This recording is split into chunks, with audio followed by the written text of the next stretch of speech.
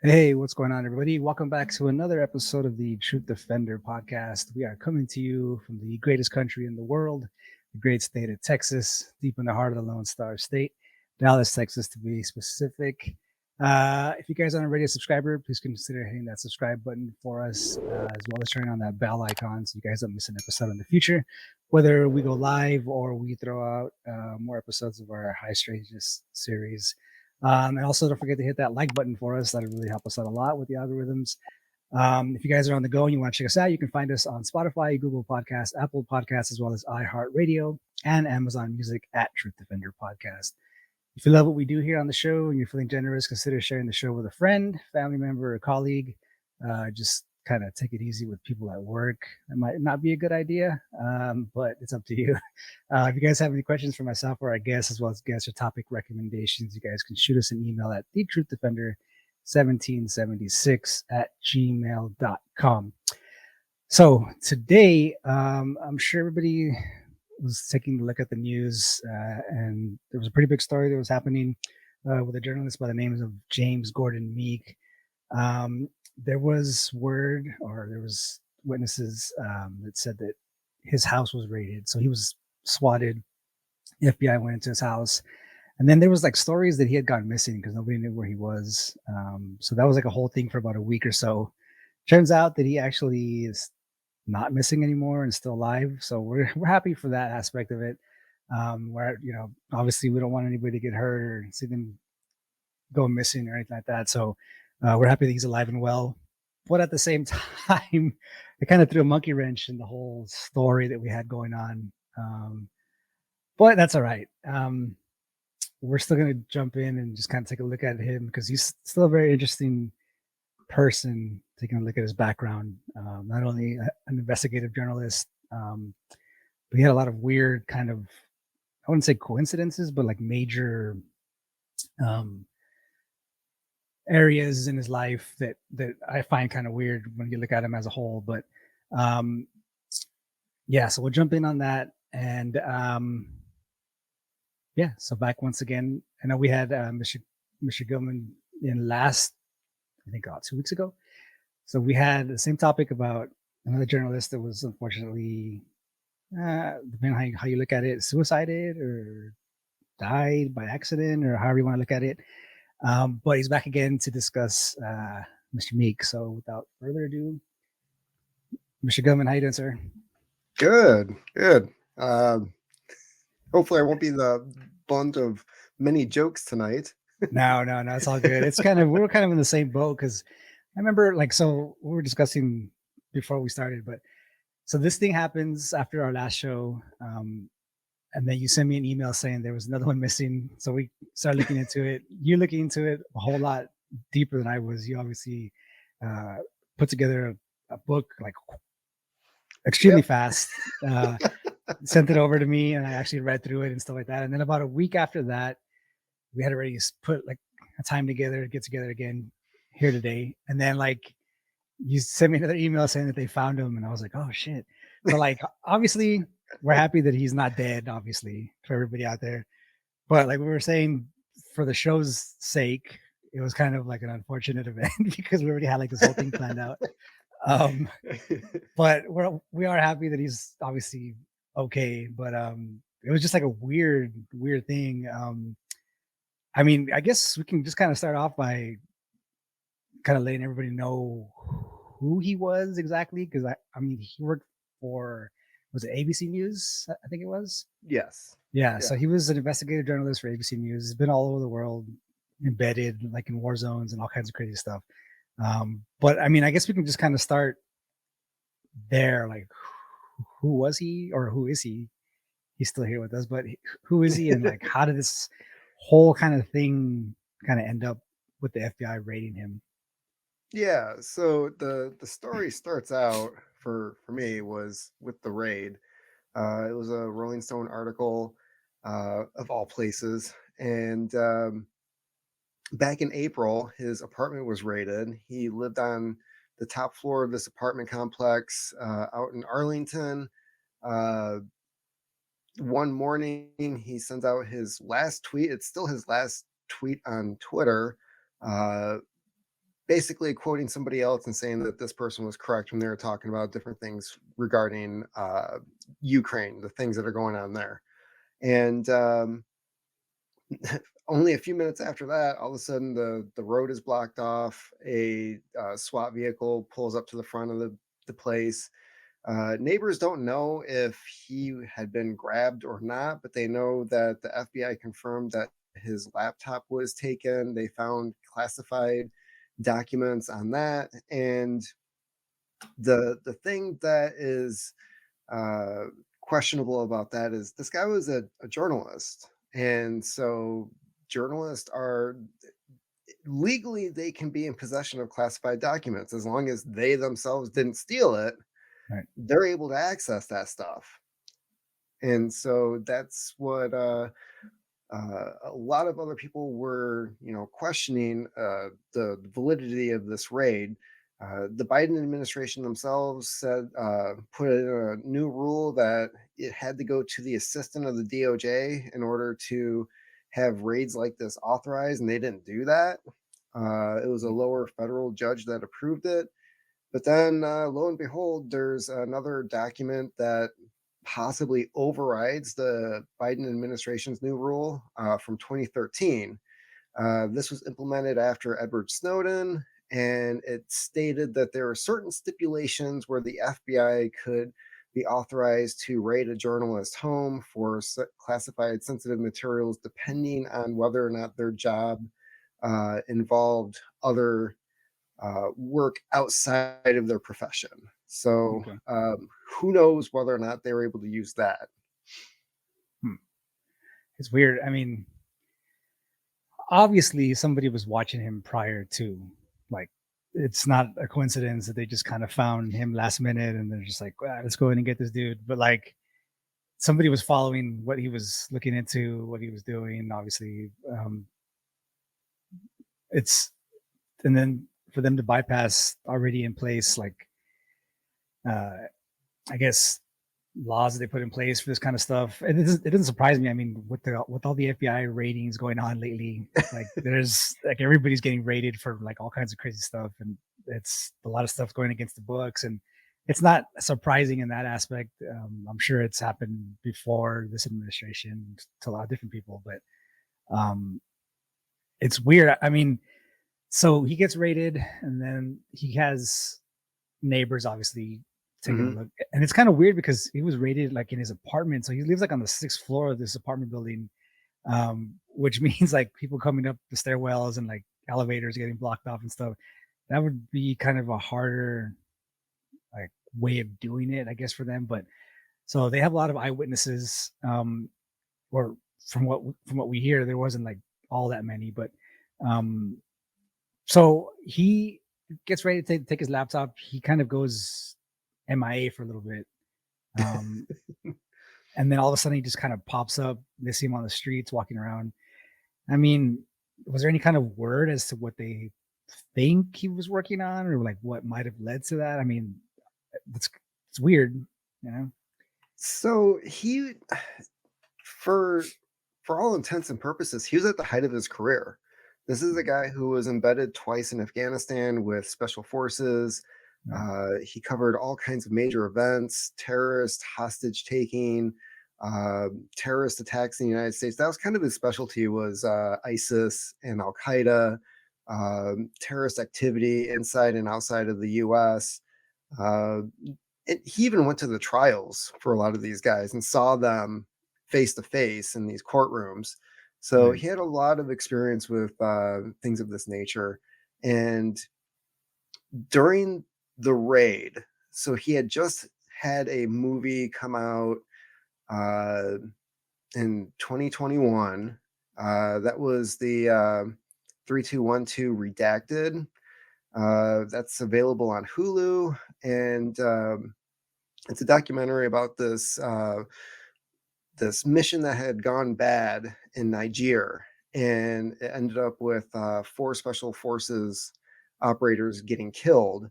And this 200 plus page report is released by the Pentagon, and the family, uh, the brother of one of the soldiers who was killed was an Afghan war vet, and knew from reading the report that it was bunk. It was a bunch of BS. The father of one of the soldiers was a former FBI agent, so he read the report and was like, "No, like this makes no sense whatsoever." So these families end up contacting Meek to try to figure out what the heck really happened. And he's able to go through the report, and in 2 years of investigating it, figures out who the redacted names are, what really happened. He was able to get photographs. During that time, ISIS had captured the body cam footage of the soldiers, and they were using it in propaganda videos. But then French intelligence also was able to get their hands on the actual full video from ISIS. Not really sure how they did it, but they were able to. And then the families were able to see the entire encounter as to what happened, which completely uh, uh, ended up falsifying the entire report that the Pentagon had written. And there was a couple different stories that the Pentagon tried to tell. One was that the team had gone rogue and weren't following orders that they were given. Another was that the CIA was with them, that they were trying to find a hostage that had been taken by ISIS. That ended up being false, and that was something that apparently was told by some general at a press conference, and nobody really knew like where he came up with that story. So Yeah. he was able to debunk all this stuff. And in the movie, you see the names shown that were originally redacted, but it was actually when you watch the movie, it was pretty easy how they're able to figure out like who said what and who gave the orders and who was ultimately responsible. The Pentagon said that they're going to open a new investigation as to what happened during that ambush, and nothing has happened. Mm. But he was uh, nominated for an Emmy on that video. And then that was pulled back after he was raided. Um, I believe it was the producer decided that they were going to no longer accept the nomination for it. Mm. Um, then there was, let's see here, there was a couple of stories that were going on during that time. There's the closing of the Kayla Mueller ISIS hostage story, where she was working in Turkey, but she crossed the border into Syria during their civil war, was taken hostage. Long story short, there was one rescue attempt, which was poor timing, a horrible decision on Obama's part. She didn't end up being rescued along with everyone else. And they still really don't know how she died. Um, the people responsible for her death and kidnapping, Baghdadi was killed by Trump before he left office, and that was an Operation Kayla Mueller. Um, the ISIS Beatles, which is a group of ISIS terrorists who spoke with English accents. And when the hostages were trying to talk amongst themselves, they named each one after a member of the Beatles so that they didn't know who they were talking about. They thought they were Mm. talking about the pop band. Right. um, they uh, they just went on trial, and that was one of the last stories that he wrote for ABC News. Was that guy being sentenced, or he was convicted? He hadn't been sentenced yet, but that was one of the last stories that he wrote on that. And then he was working on the book for Pineapple Express, not the pop movie, Yeah. but the operation in Afghanistan where retired former Navy SEALs, Special Forces, Delta Force, a group of these guys went into Afghanistan using their own money, their own contacts, um, found the people that they had worked with for years who were promised a ticket out. And they picked up them and their families and flew them out during the evacuation. And turns out James Gordon Meek was part of that operation. He was co-writing the book with Scott Mann, who ended up finishing the book by himself. And there's only one credit in the book and I did end up picking up a copy. Um, there's one photo in it that is credited to James Gordon Meek, and that's it. He's not in any other part of the book. He was completely written out of the story. But Mm. originally, he was going to be listed on the inner flap. Like, opening sentence was him getting a phone call from somebody in Afghanistan saying it's time for them to get out. And that was completely written out, no longer in there. He's not mentioned at all. Weird.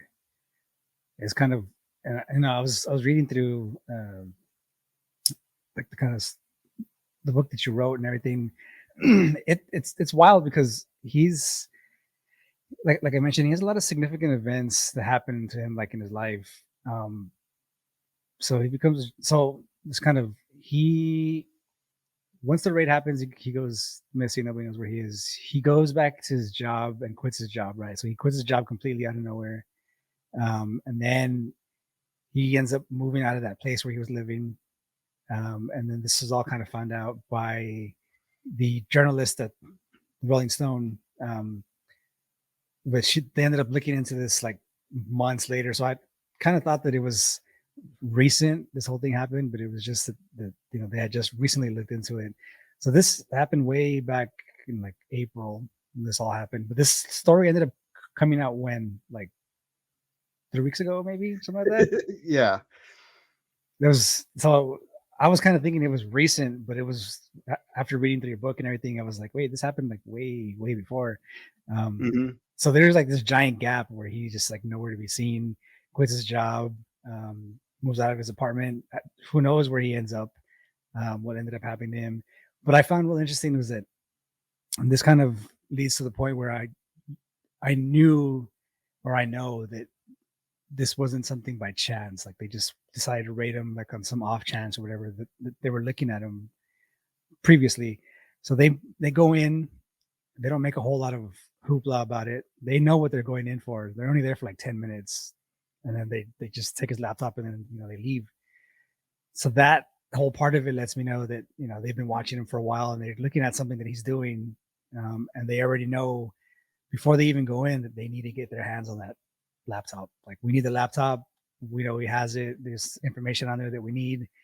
We're going in now, and then that's the only thing they take. Really, I mean, I'm sure they were looking through his stuff there, but the only thing they really took was his laptop, and I'm sure he had maybe some files here and there, but they were already set on going in for that laptop. Um, so that's, I mean, it's not weird when you think about it. It's not something that's kind of out of the ordinary. That happens a lot. I mean, like we mentioned, there's been a lot of raids going on lately. A lot of people have been getting raided, and they go in looking for stuff, and then they just come out. And they already know what they're looking for.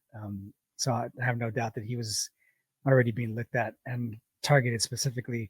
Um, but so we go back to his kind of weird past. So he has family that died in the Oklahoma City bombing. Then he's also at the Pentagon during September 11th. Um, so he has like all these kind of weird, significant events where his family or him are part of like huge moments in our history.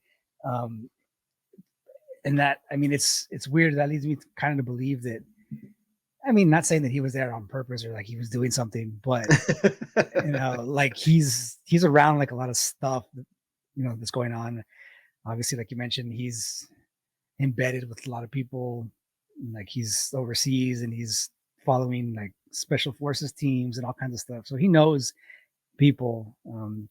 So in the book, you mentioned that he was from the area, so he grew up with a lot of people that with like ended up being somebody like in Washington or whatever. So I guess that kind of goes back to how he knows some of these people that are in power or whatever.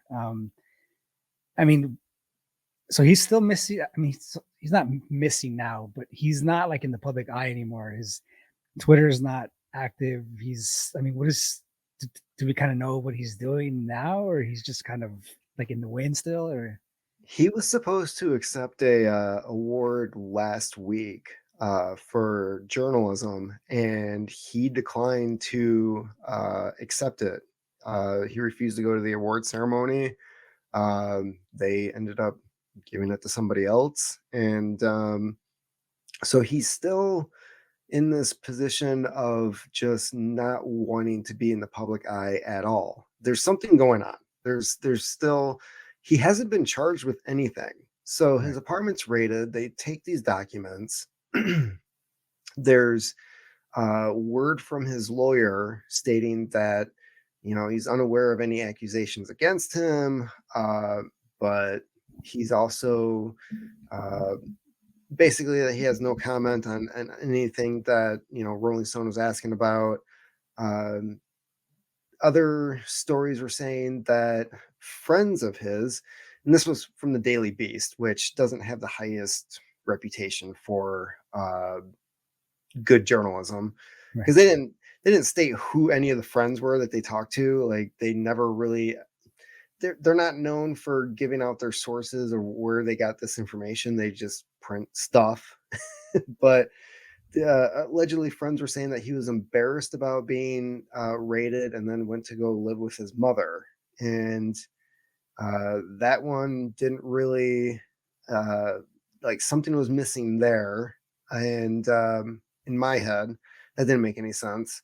And then for him, like he's got no comment on like the Rolling Stone article, no comment on anything else. He's not accepting any type of awards. So it seems like there's between him and his lawyer, there's apparently something going on between them and the FBI that like I don't know if they're negotiating something or they're trying to figure out like the legality of whatever it is that he got his hands on. There's speculation of some people are saying that he somehow got a copy of the Hunter Biden laptop, which I felt like that was a bunch of BS considering his background. Like, why would he be interested in anything like that? That doesn't fit his uh, his profession, like what he did, you know. But then there was the idea that he was reporting on stuff in Twitter, like he was making comments here and there early on in with the Ukraine war, where he was questioning a lot of the things that the U.S. was talking about doing. And a lot of the things that he commented on and things that he said ended up coming true, like the question of arming the Ukrainians, whether or not they'd be able to use the weapons that we were giving them effectively, or if they would even reach the front lines. And he was correct on that. A lot of the stuff we're finding out now, 6 months later, is showing up in places like Finland and the black market and places other than Ukrainian military hands. So he was definitely right on that. And there was a couple of other comments that he had made on Twitter where he was definitely months ahead of like what the mainstream media was reporting with the war. And so there's an idea there that he might have had connections with people over there, although he only did one story about Ukraine, and that was back in 2014. Hmm. So I don't know if it's like his military buddies that he had made over the years who are now operating in Ukraine, giving him intel, and maybe he was going to start changing his focus on covering that. And if he's already making these comments on Twitter, like if he actually started writing stories like he did in Afghanistan, where it's like, we don't want people knowing what's going on the border with Pakistan, like what happened back in, I think it was 2005, where that was like the hush hush war over there. Like, we don't want people knowing that the Taliban just goes back and forth on the border with our ally. Hmm. Um, so, Yeah. uh, there I found that probably was like the most valid theory as to why they might have grabbed his laptop or um, pushed him out of the limelight, especially at the point that he was reaching in his career where he's winning all these awards and he's got all these big stories and books and everything coming out. Like he was on the verge of becoming a household name, and all of a sudden it's just gone. And I don't know, like, if there were some threats made, if there was like some legal technicalities going on with whatever it is that he was looking into, but they definitely scared the shit out of him. Yeah. It's wild because it's like anything to do right now with Ukraine, whether you talk about it or you look into it or whatever, there's a lot of abnormalities that don't really add up. There's a lot of stuff that doesn't add up really. Um, like you said, the one thing that's constant and you can be sure of is that those weapons are not being sent to fight a war. It's the same thing that happened during the Obama era with Fast and Furious, and then they're freaking gun running and stuff. And Ukraine voted one of the most corrupt countries in the world back in like 2012 or something. And why people would think that anything would change. To me personally, and I know I get a lot of shit for it online and stuff. When you even kind of push back on anything that anybody says on Twitter, whatever. I see all these people like on Twitter that have like Ukraine flags in their headers and stuff, and like you even say anything that would just seem like rational. Like all of a sudden, it's like, oh, well, you're a fucking Russian like apologist, or like you back Putin, or like fucking Putin's your guy. Or, it's just like, nah, man. You know what? Like we've got people living on the streets here in the US, and like there's people that are going hungry, and gas is ridiculous right now. People are getting kicked out of their homes and they can't afford this and that, blah blah blah. But like we've got money to send like $80 billion almost to like just send, and like it's not for the war effort. Like I can guarantee you that. Like that's just going into people's pockets. Like there's other people that are out there that there's like, oh, we need more weapons and we need more money for blah blah blah, this and that. And they just caught somebody, not just, but like when this whole thing started up, um, some government official in Ukraine, like his wife was caught trying to sneak across the border, and she had like suitcases full of millions of dollars and stuff. And it's like, come on, it's like, let's think about this rationally. Like the party of like understanding and like we want to like help people out and all kinds of stuff like that, but yeah, we're sending billions of dollars to other countries that we should be helping ourselves. But that's just my like rant or whatever. But definitely you start looking into Ukraine, and I'm sure he knows a lot of people out there, and like he has a lot of information on the ground and stuff like that. Whether he was putting something together about it, who knows, but I'm sure he had something like I have information that can lead to blah blah blah blah blah. And they see that and they're like, well, we don't want this kind of stuff getting out there. So I have no doubt in my mind that if it was anything related right now, especially to Ukraine, like they were on them like that, like they don't want anything to get out that would kind of go against the narrative and what everybody's saying. I mean, we've never been so close to nuclear war, and even during like the Cold War, like that was bad. I'm sure for a lot at that time, there was a lot of stuff going on. Everybody was unsure what was going on, but like right now, like we know, like there's stuff going on, and like if we're this close right now, but all anybody ever does is like, we got to send more money and more weapons. It's like, nah, man, like let's chill out for a bit. This, we need to relax a bit, because it's not. Everybody thinks that everything's fine, but it's a lot of stuff going on underneath the hood that it's pretty bad if it's left unchecked, and looks like we're kind of egging it on out here, unfortunately. But yeah, it's wild. I mean, one of the parts that you mentioned, so they go to his. Oh, actually, so this was in the Rolling Stone article. So they go to his boss at ABC News, and she's briefed on what was going on with him, and like his house is raided and blah blah blah. He quits and all this stuff. Nobody kind of looks into it, not even his old boss, or nobody really pays attention to what's going on. He's just gone. Like he quits and that's it. That's not unheard of, but it's a little weird that nobody that you would work with or like anybody that would be like concerned enough to look for you or like see that you're all right. But I'm sure that once you get word that like the FBI is looking into you nowadays, like you're toxic. Like nobody wants to get involved. Like he's just kind of on his own in the wind now, which is weird. I mean, I'm looking forward to seeing. I mean, not anytime soon, I'm sure, what happens. Like he's, like you said, he hasn't been charged with anything.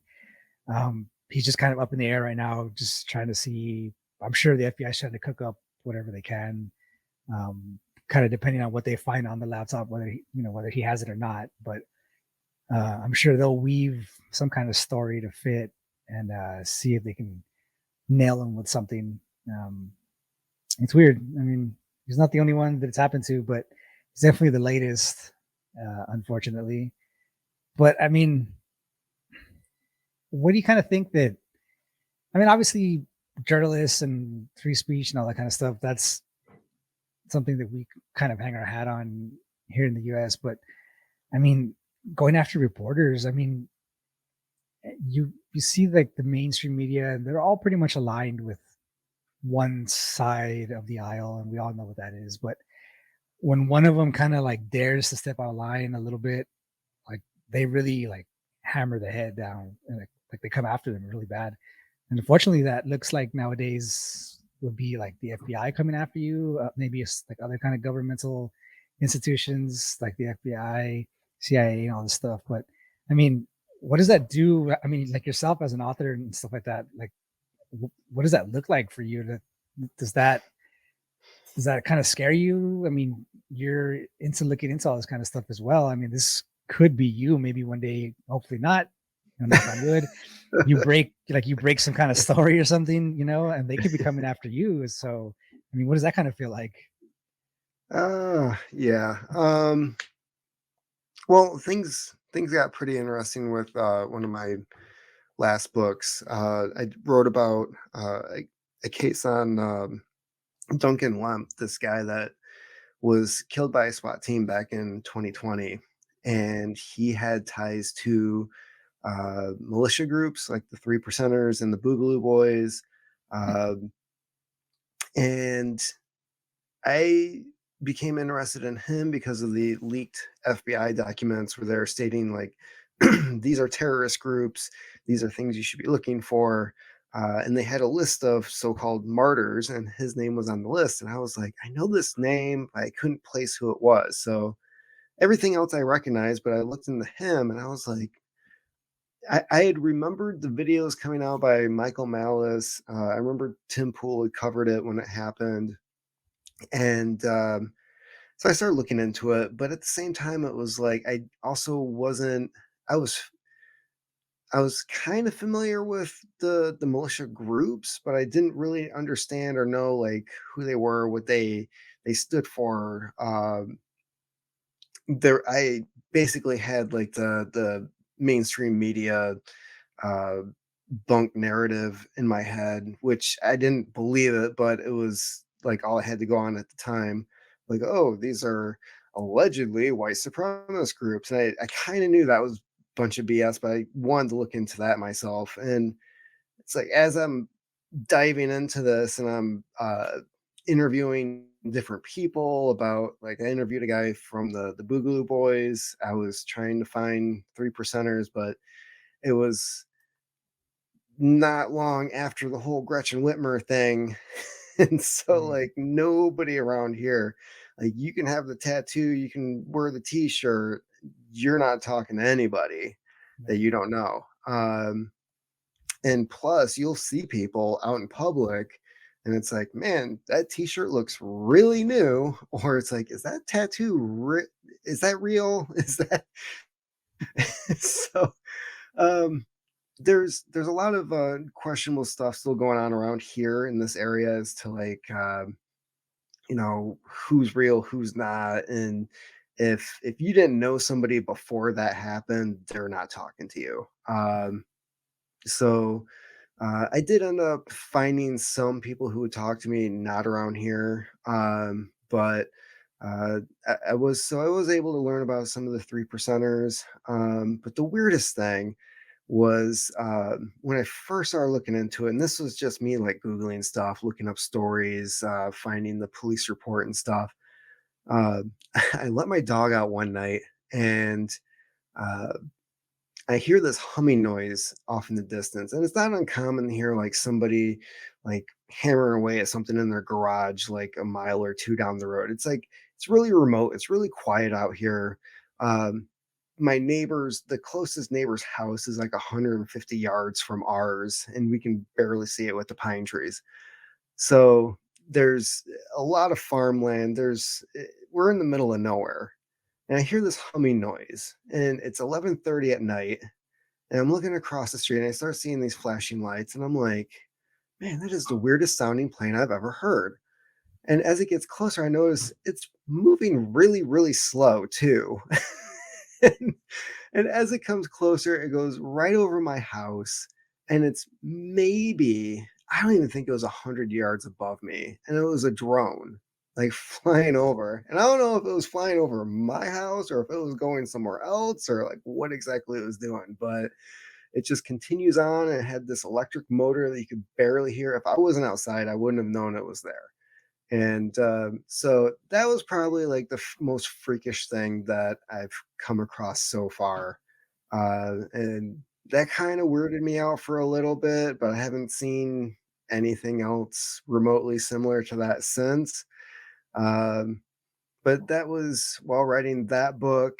And I went on to still do all the other stuff that I ended up putting it together and publishing it. That came out on the 31st. That was just released. And yeah, so stuff like this. I mean, I don't think I'm working on anything that would be even remotely close to like what James Gordon Meek was ever working on during his career. So am I worried about it?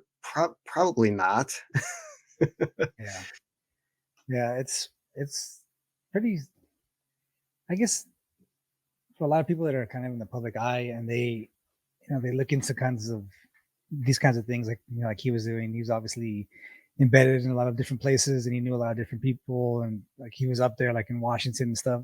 I mean, he was getting a lot of exposure, like you mentioned, after like 2017, he started being recognized for like Emmys and stuff like that, or being like in the running for Emmys and stuff. But um,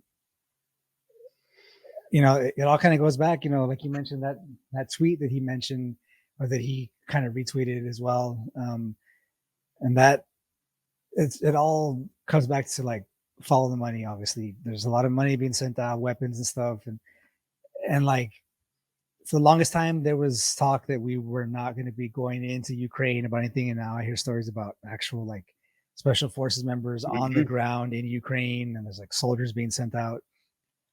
It's, I mean, we're fighting this war by proxy, obviously through Ukraine, and there's a lot of people that were going over there on their own accord. Like I knew a lot of people that I was in the military with, and like even just regular people that were volunteering and they were going out there, and like they were just joining up, and they would get sent out or whatever, and then they would come back after a while.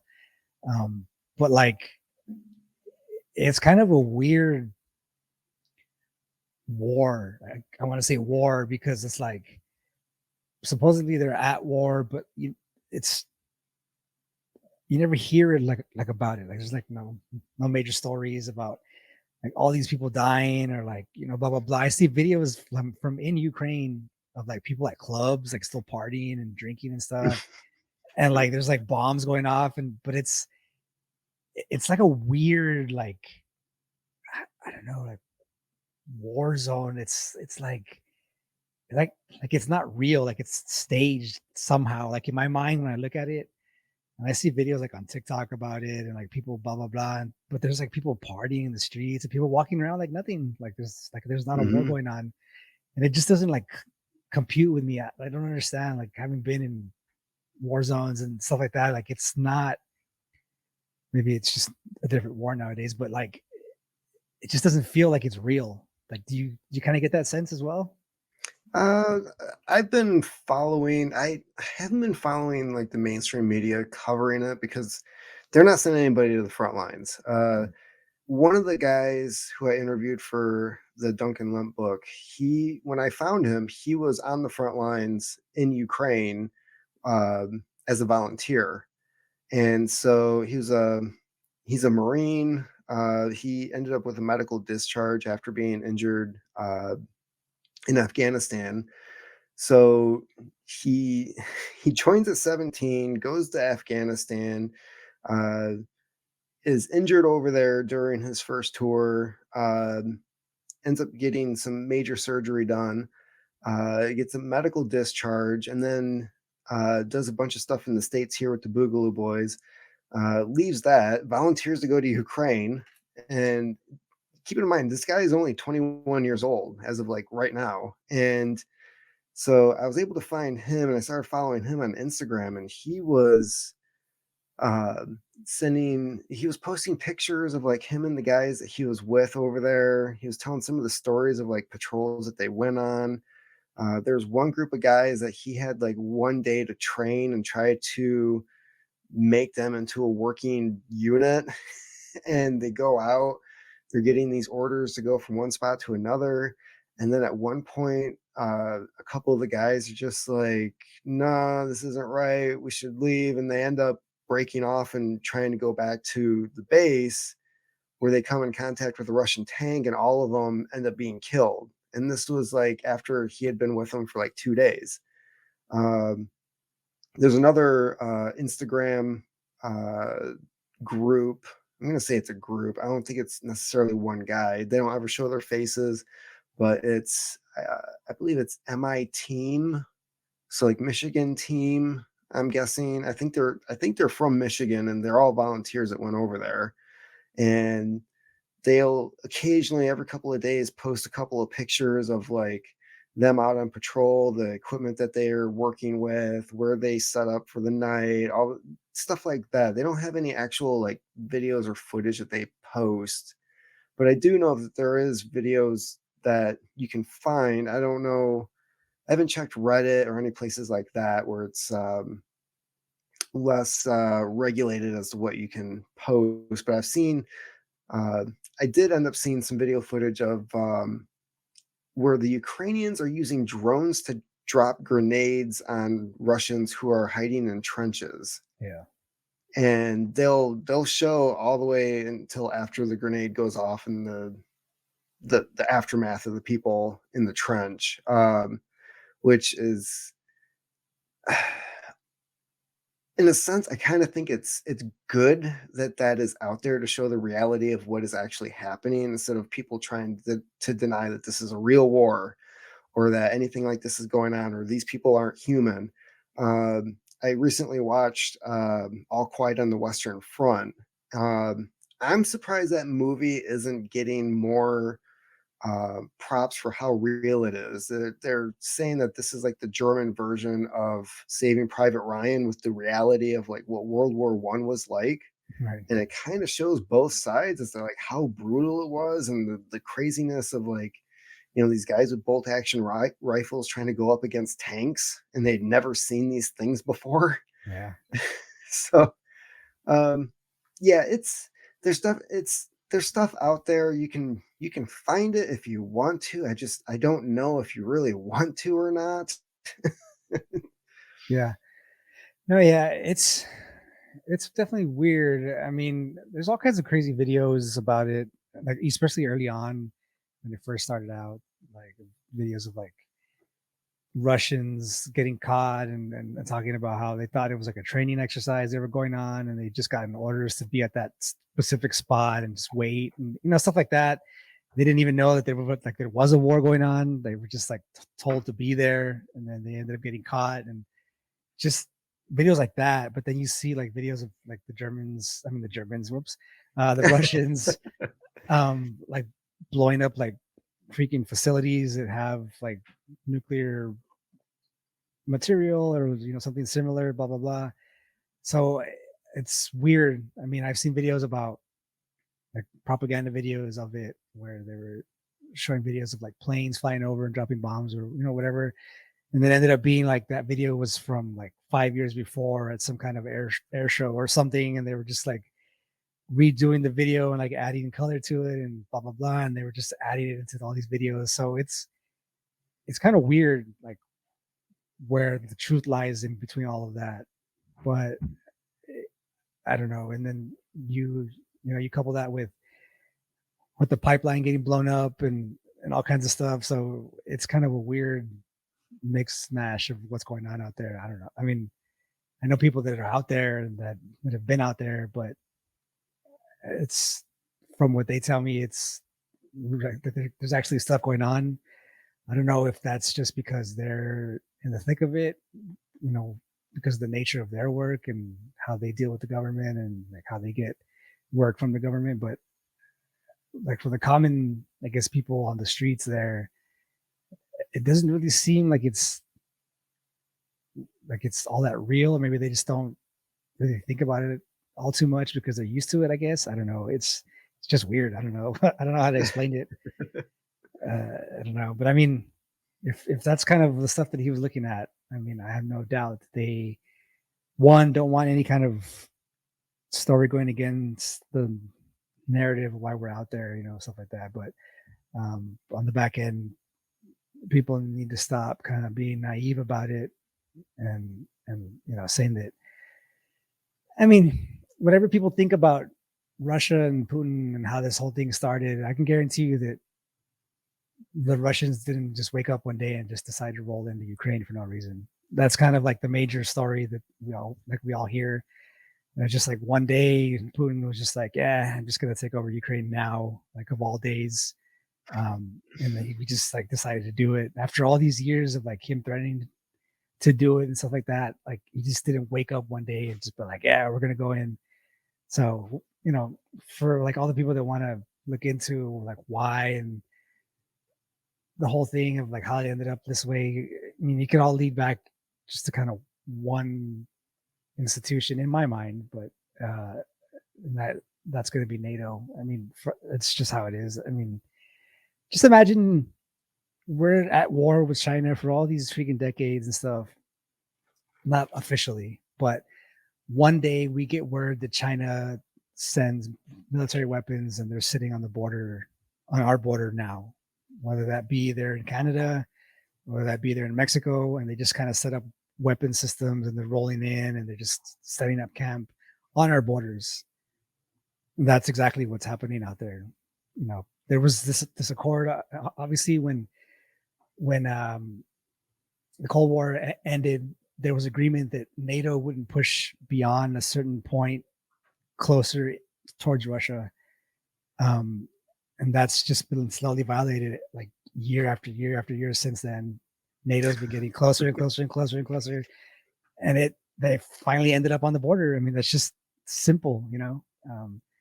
Well, that's one of the downsides of having I'm going to call it a constitutional republic. Everybody likes to say democracy, but Democracy. uh, with our form of government, every 4 to 8 years, we change the head of our government, and it seems to be, at least as long as I've been voting or alive, it goes from one party back to another, back to the other. It just continuously rotates, and so you have these agreements, these policies, these treaties that are written with these other countries. And let's say George Herbert Walker Bush signed some agreement with Germany to do something, and then 10 years later, his son goes in and is like, well, my daddy kind of got that wrong, and decides that he's going to renege on that agreement, even though, it's backed by US word, we're not going to do this thing. And now all of a sudden Germany's like, hey, wait a minute, wait, what? Yeah. And especially if it's a different party, like, look at all the things that Donald Trump, when he was in, I'm not saying good or bad, but we had the nuclear deal with Iran, and he completely backed out of that. He backed out of the Paris Accords. All it took was one election and a bunch of agreements that a previous leader of ours had signed up to uphold. All of a sudden, like, nope, we're not doing that.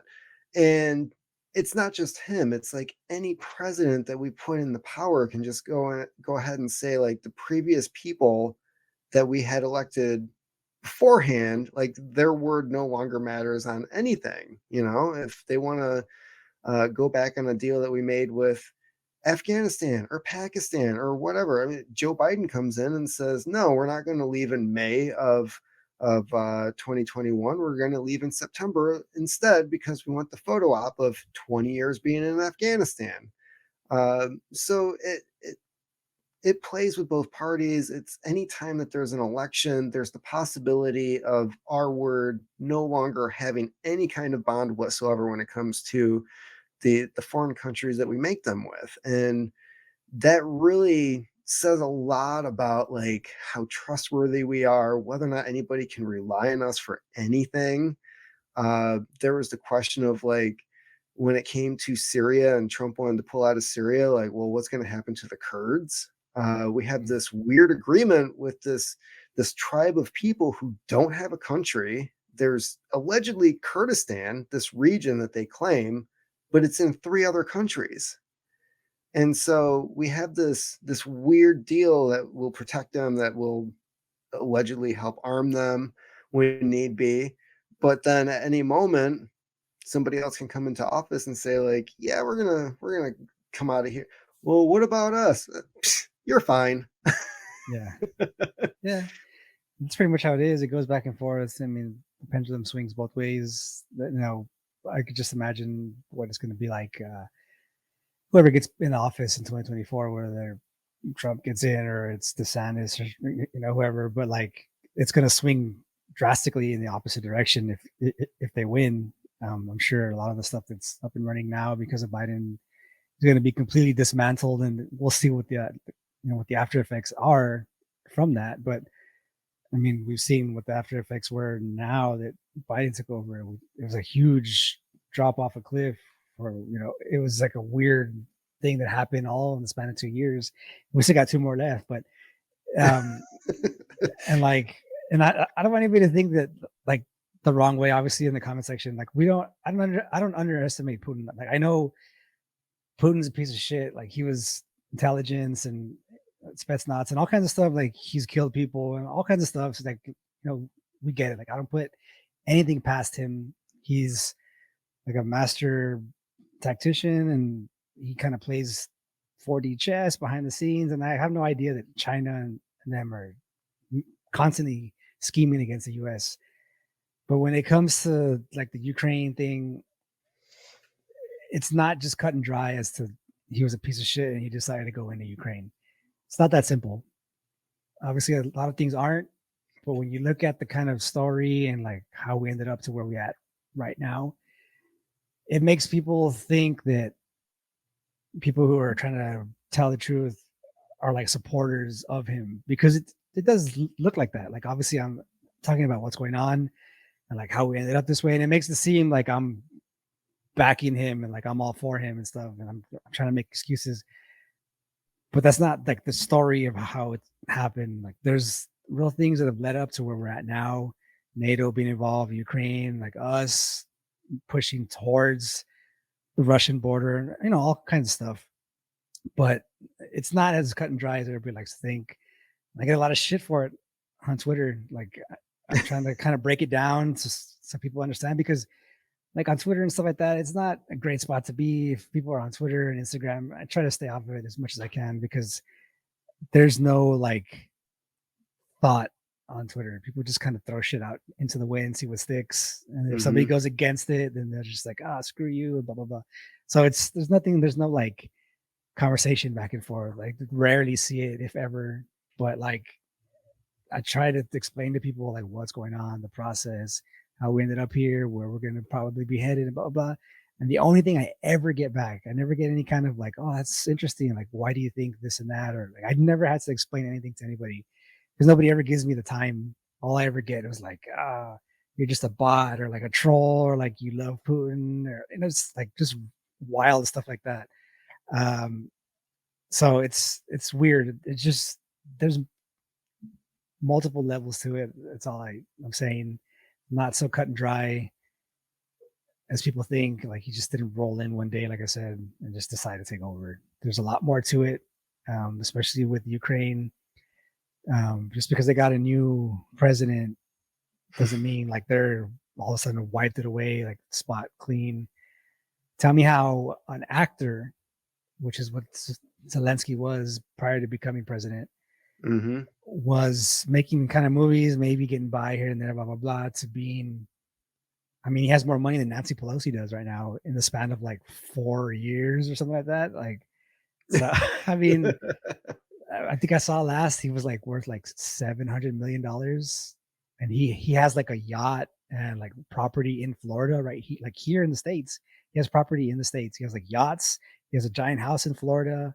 I think his sister or somebody that's related to him has like penthouse suite in New York.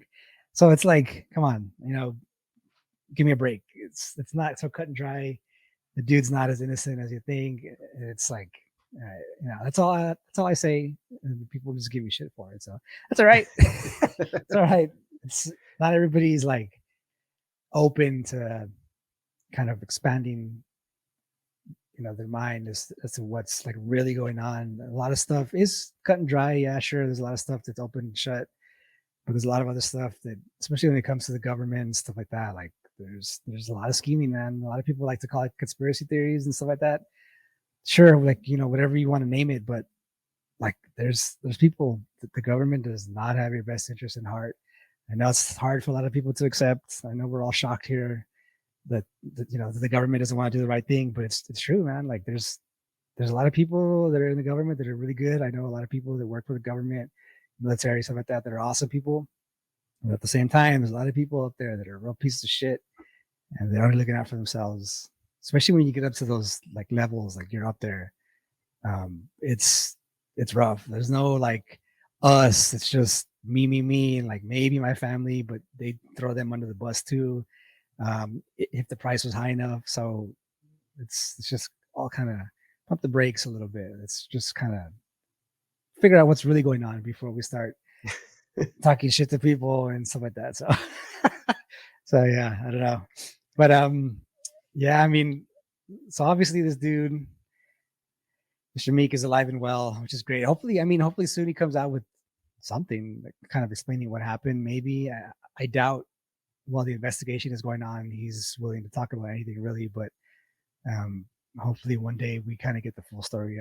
I don't really think we will. I mean, he's still kind of in the middle of it, so he might end up missing again one day. Who knows? Depending on what they find.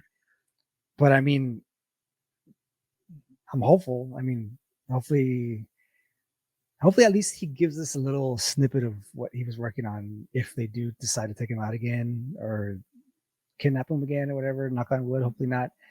But I mean, people that usually have a lot of information like that, behind the scenes stuff, are they tend to be chatterboxes about what they have. Freaking Breitbart, Anthony Bourdain, unfortunately, as well. A lot of people like to kind of throw information out there, like, oh, I have this damning information about blah blah blah, and then they end up dead. So Well, I never heard the Bourdain one. I know that he was having issues with his girlfriend at the time, but yeah, so did he have information on Hillary that was gonna? Yep, that's exactly what he had. Let's see here. Actually, I have it here. So he tweeted out something about I have um, information about Hillary or something like that. A lot of those are fake. Yeah, yeah. But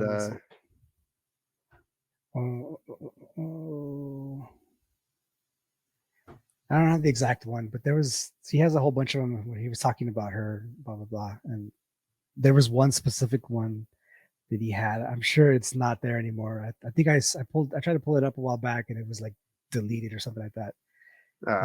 So like he was saying something about he had information about Hillary Clinton or something like that. It was like like 2 lines about something, and then like weeks later he was freaking suicided or something like that. So I'd have to find it specifically which one it was and let everybody know, because I don't want to just be saying things and not provide that. So if I find it again, I think I saved it somewhere, but when I do, I'll put it up for everybody to see. So yeah, so far I've read like every book about him that's come out.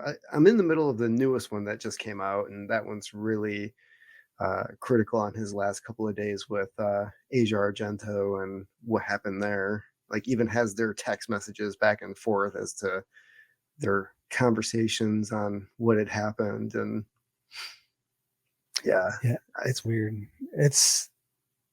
I don't know. I mean, I find stories on this on Twitter. Let's see if I can actually pull this one up because I want. But the other weird one that I did hear was how his body was used to fake Epstein's death. Yeah, I don't know about that one. Yeah, that was the one where that came up in the Roadrunner documentary, and I was like, I never heard that, and I'm a pretty big Anthony Bourdain fan, and I don't know. I think after that whole thing happened, I kind of checked out for a bit. So when that was going around, I'm pretty sure I missed it. Some of them are pretty wild. Yeah, I've seen a lot of them, but like, let's see here. We'll pull up this. So, in one of his final interviews before his suicide, Anthony Bourdain unleashed angry, bitter attacks on Harvey Weinstein and the Clintons. So there was a whole series of tweets that he had. I was trying to look back through them. I couldn't find the exact ones, but um, he had like a whole bunch of them, like in a row and stuff, talking about all of them. And in one of them, he's going back and forth with some people, and then there was one where he was like, "I have information about blah blah blah," and then he was dead. So it's, I don't know, it was weird. Not surprising, but it was weird.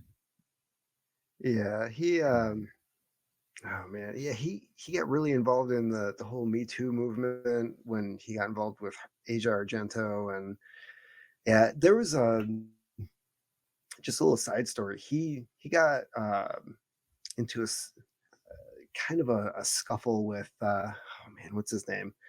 He's the head of Queens of the Stone Age. Um, Joss. Oh wait, maybe that's not his name. Anyways, those two were friends. They did an episode of Parts Unknown together. Like Queens of the Stone Age had their music in the episode, and they're traveling through the desert. And uh, actually, I think they did a couple episodes together. But so they were friends. They would text each other every now and then and try to arrange when they get together and whatnot. And the Queens of the Stone Age guy ended up getting accused of assaulting some girl at a concert. And there's his version of the story, which was this girl was trying to get up on stage, and he was kind of like, no, like, just don't. and Yeah, and she was like, he hit me, he punched me in the face. And when Bourdain found out about it, he was sending this guy text messages about, you need to apologize. And he's like, dude, I didn't do anything. And he's like, no, you don't understand. You need to apologize. Like, this will end you. And so like these guys were friends. They'd known each other for a couple of years, and Bourdain was like not even wanting to hear his side of the story.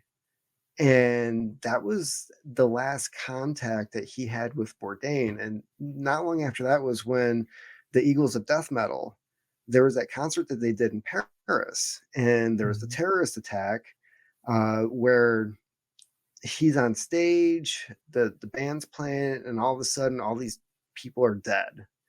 And so he went through that. He witnessed a terrorist attack at his concert. He's feeling this level of guilt of like, these people came to see me and now they're dead. right. And Bourdain never even like reaches out to him to see like how he is, how he's doing. Like that whole the the whole idea of like him being accused of something, all of a sudden they're no longer friends, and he's not hearing from this guy that he got to know pretty well over a couple of years just from being on a TV show. And so there's a lot of stories like that where uh, just the whole Me Too movement, the relationship that he had with this woman, just kind of ruined a lot of the good stuff that he ended up developing over the years. Yeah, it's true. I I didn't follow much. Like I followed all his shows. Like I love his shows. Like early on, like Parts Unknown and like no, freaking No Reservation, stuff like that. Like his early stuff. Like those were great shows. I really enjoyed them. But like after all that kind of stuff kind of happened, I didn't really follow him all that much prior to when he killed himself. I say killed, but like I always forget as cool as I thought he was, and like I enjoyed his shows. He was from New York, and he was like a big lefty, and stuff like that. So it made sense afterwards, trying to like catch up on his life and stuff, and seeing those kind of stories, like you mentioned, and it just like the whole Me Too stuff was really like cringy for me to watch. Like I, I admired a lot of his stuff, and then I would see him like with these crazy tweets, just like the typical what you see now. Like he just fell victim hard to like not wanting to get canceled early on, just wanting to kind of go along with everybody and not be like the one that sticks out. But like he took it to like this weird level that I was just like, man, what are you doing to yourself? I And I think he was trying to cover his own ass, honestly. yeah, because one of the things that came out in the oral biography was his brother was talking about how when Kitchen Confidential first came out and Bourdain had all this money, he splits up with his wife of 20 years. He's now single and on his own, not really knowing where anything's going to go. But like one of the ways that he dealt with the separation was like every night for like weeks, he'd pick up hookers. And it's like, Yep. this was, I don't know if this was like common knowledge, but like this went on for a while until he actually started like dating people again. And his brother was like, I just think it's how he dealt with the separation. Yeah. Not a very good scene for the whole Me Too crowd, you know? Yeah, I mean, I'm sure a lot of people didn't know about that. I mean, I'm sure it was like a common knowledge thing for people like in the know, but he was like on drugs and he drank a lot and all that kind of stuff like early on. So it's not a huge surprise. So, but yeah, it was just unfortunate, just the kind of the way like the tail end of his life like ended up happening. When I found out that he killed himself, I was like, oh man, that's like I enjoyed everything that he did mostly, except for his weirdness on freaking Twitter and all that stuff. But uh, yeah, it was unfortunate, but not surprising. I mean, like I said, if that whole thing with the Clintons was true, because right before he ended up dying, like they were going back and forth like about a lot of stuff, like about like Weinstein and the Clintons and all kinds of stuff. He was just like throwing tweets out there and like arguing with people on Twitter and all kinds of stuff. And I was like, wow, man, this guy's going hard in the paint. Like he was just out there. I was like, yeah, all right. And then he ended up dying. It's like, wow, it was weird. So I don't know, but quite unfortunate. But I really wish that ended up happening to him. But yeah, I mean, I guess as we wind down here, what's going to end up happening with with the book? Like, are you still going to put that out, or are you going to kind of uh, edit that? yeah, it's still available. I mean, I did leave it as to be continued at the end because as I said towards the end of it, I hope that he's found. I was kind of picturing like he's in a cabin on the side of the mountain, like drinking his favorite whiskey or whatever, just kind of like chilling out until the time's right to come back or whatever. And um, it seemed very obvious from the photos that were released that he didn't want to be found. He parked his SUV several blocks away from his mother's house and was walking back. That was when they first noticed him just walking down the street, and they tried asking him like what was going on and stuff, and he just kept saying no comment. So it's very obvious that he doesn't want um, any more attention than what he's already getting. So I'm glad it has a overall happy ending, but like I said, I think there's something else going on right now between him, his lawyer, and the FBI. I think they're trying to figure something out, um, and I don't know where it's going to go. I don't know if it's going to be on the news when they do figure out what they're going to do. It's just unfortunate that I think if he stayed with ABC during this process, uh, legally, he probably would have had more protection because working as a investigative journalist, he's got the First Amendment, several court cases that protect him from this kind of thing. But I guess the overall question is, what were the classified documents? What were they pertaining to? Did they even have classified documents? We know from previous cases there was I believe there was a House rep. Um, there was a court case where it was revealed an FBI agent went on the stand and they admitted to accessing her husband's computer remotely. And when asked why they did that, he said that they were going to put child porn on his laptop so they could arrest him later so that she would have to leave office. So Mhm. they're looking to frame her husband for something he didn't do just because they were under orders to get her out of that position. And this was all in court documents. And FBI testimony on the stand. They admitted to it. So who knows? Whatever was on his laptop, he might not have even put it there. And maybe he's just knowing that they raided his place for absolutely no reason other than they want him out of the picture for some reason. He took the hint instead of ending up like several other people that we can think of. And it is wild that they're able to do that kind of stuff. It's like nobody's really safe. I mean, working in the IT field as well, like I do, I'm very aware of what can happen security wise when you're not keeping track of what's going on your computer. For a lot of people that they're not like tech savvy, it's real easy. Like they can just put all kinds of stuff on your computers, and people that work for the government like that are they're real good at their jobs, and uh, they have no issue framing you for whatever reason. It's wild. I mean, just the fact that they would put that kind of stuff on his computer or try to just to get to her, like if you're like the main person that they want to get to and they can, there's no like limit to what they can do, and there's no like log of them adding stuff to your computer or anything. You just kind of go into the back door and then, you're screwed. So yeah, it's unfortunate, but yeah. So the book is on Amazon, correct? Is that up there as well? Yes. Okay, so the book is on Amazon. And everybody can find you at thecollapseexperiment.com. We'll have links to an Instagram page as well. Is there like an email address people can get a hold of you, or is that The collapse experiment at gmail.com is a okay? good way to get a hold of me. Okay, so we'll have that linked as well for everybody else. Yes, sir. So I appreciate you stepping on with us again.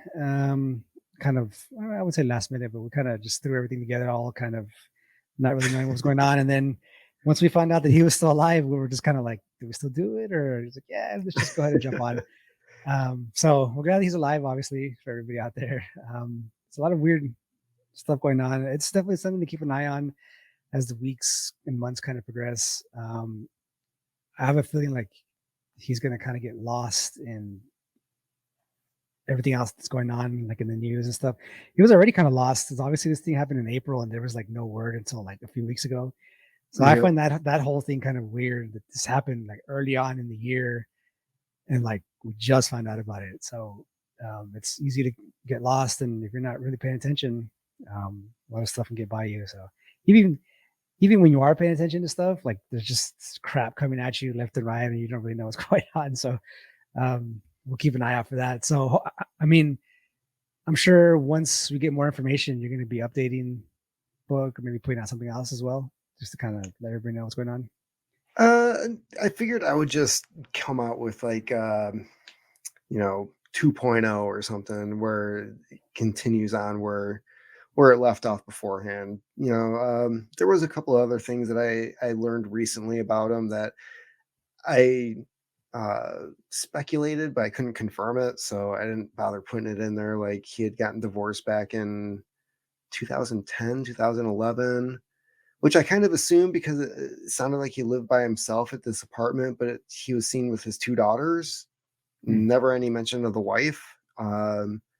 So that came out, and it talked about like the dirty details of the divorce and who was accusing who of what and all this other shady stuff. But yeah, so there really isn't, other than like adding a sentence of like, hey, he was found this day walking down the street, he's alive, yay, happy ending. I mean, Yeah. there isn't too much to say at the moment, but I'm sure that if charges do end up being filed or something like that, he might pop up in the news again because he's on the radar.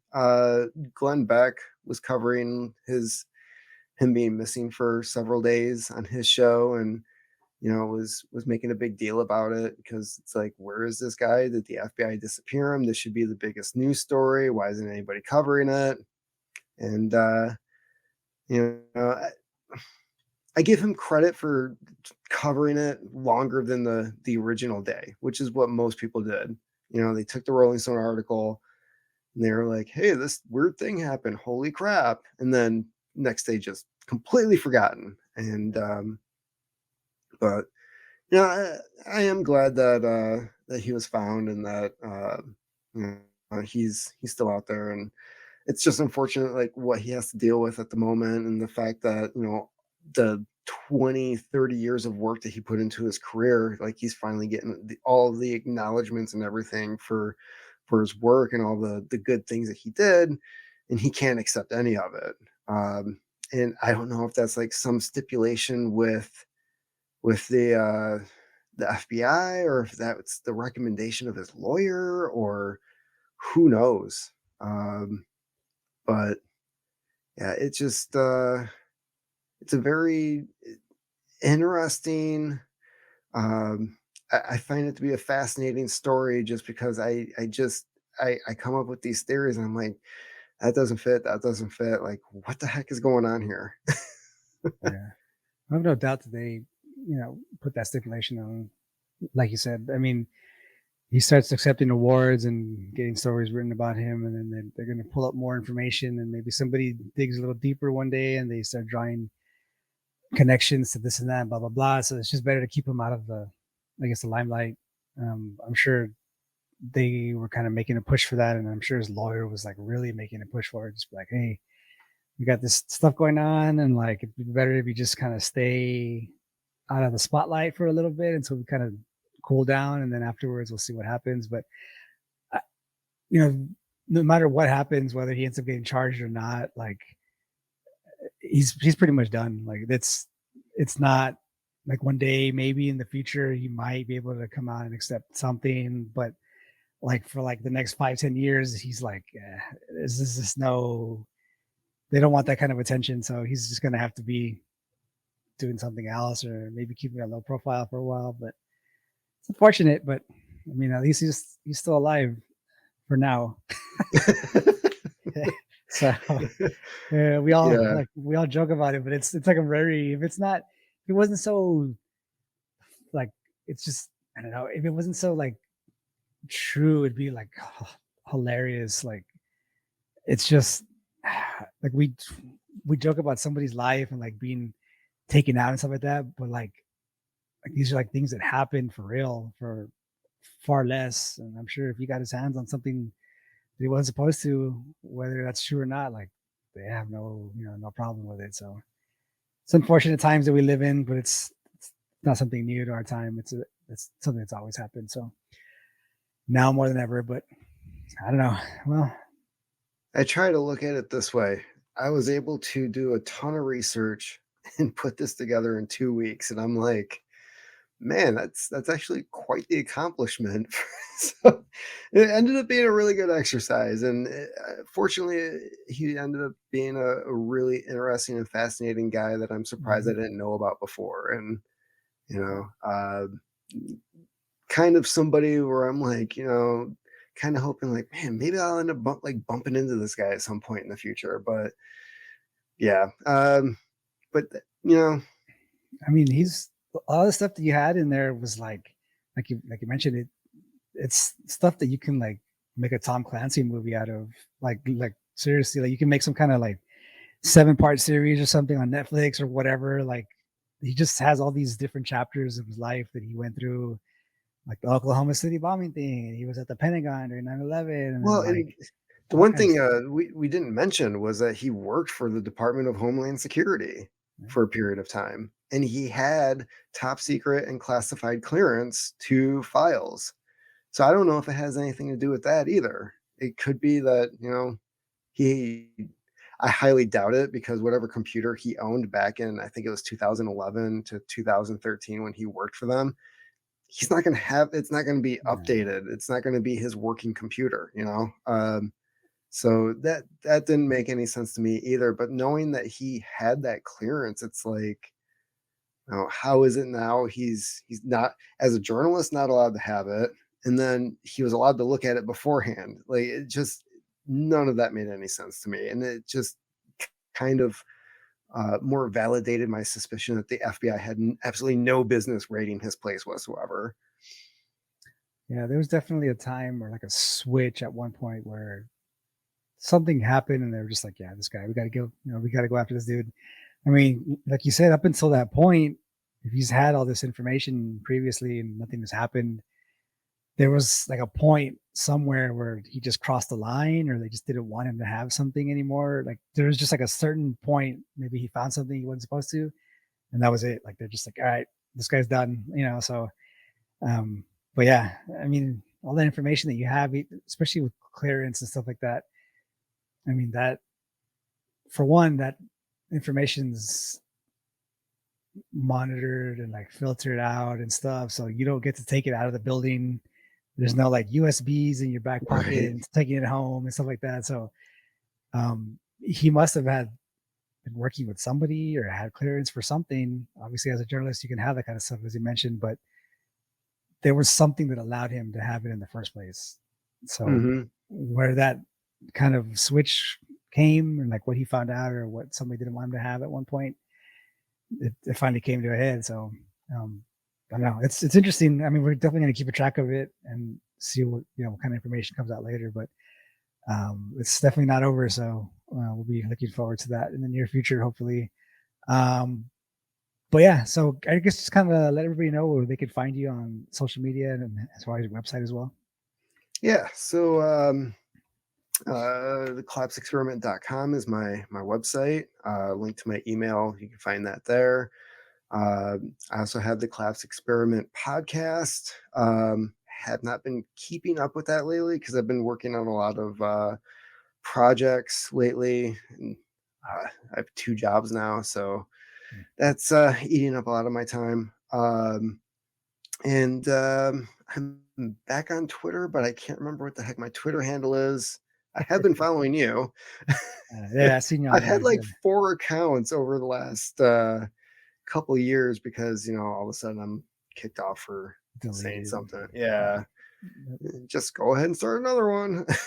Yeah, that's pretty much how it goes, man. That's I think the one for the show on Twitter that's been like the kind of chill one, but I've had like several Twitter accounts and stuff that we kind of go back and forth, and they've all been new. The same thing with like Instagram, especially on Facebook. Like I've had so many pages that are just nuked on Facebook. It's ridiculous. I'm surprised that the show one is still up and running because of the stuff that I post.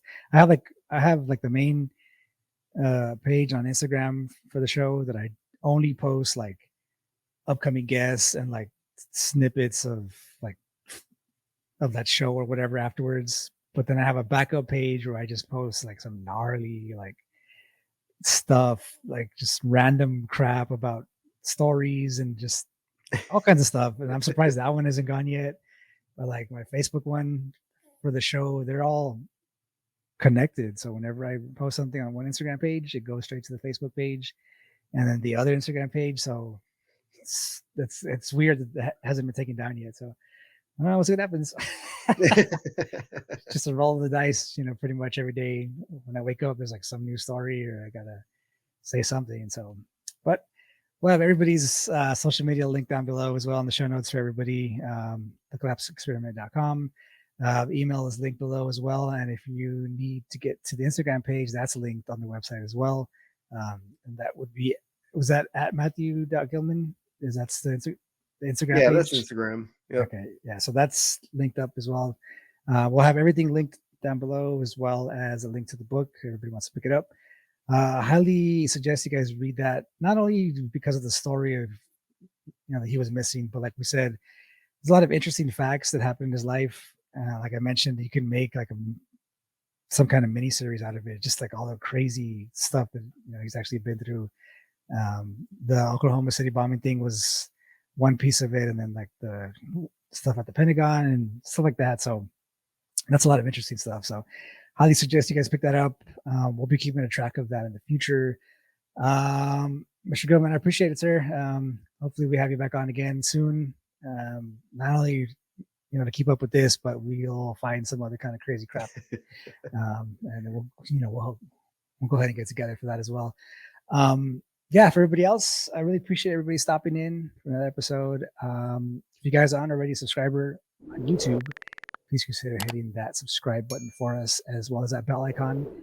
So you guys don't miss an episode in the future, whether that be when we go live or when we post our high strangeness series.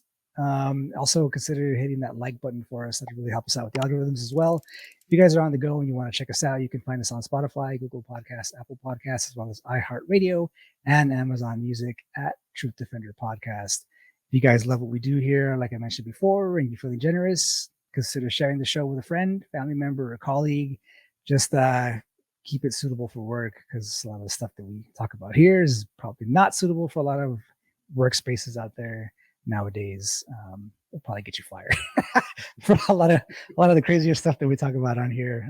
Like our whole 9/11 show, they got nuked on Facebook, so that was great. If you guys want to watch that one, we were speaking with James Corbett about 9/11. He's a real great guest that knows a lot about it. It's not on YouTube anymore because I got nuked like the first week it was out, cited for like hate speech, or I don't know what the kind of crazy shit they were talking about. But you can find it on Rumble. That's up and running there, so you guys can find that there. For everything that we do on YouTube, we have it on Rumble as well as on Spotify, so you guys can watch those there. Yeah, like I mentioned, if you guys have any questions for myself, our guests, as well as guest or topic recommendations, you can shoot us an email at thetruthDefender1776@gmail.com, or leave a comment in the comment section below and we'll get back to you as soon as we can. Yeah, everybody, I hope everybody has a great weekend. We'll be back with some more episodes next weekend. I'm trying to track down a few people that were kind of like this close to getting on. So we've been kind of hitting it pretty hard the last couple of weeks, nonstop with shows and stuff. So I'll probably go into hibernation for about a week and then try to get some more stuff going for you guys. Really appreciate everybody. Everybody have a great weekend. Stay safe out there. Stay blessed. And most of all, stay frosty. Perfect.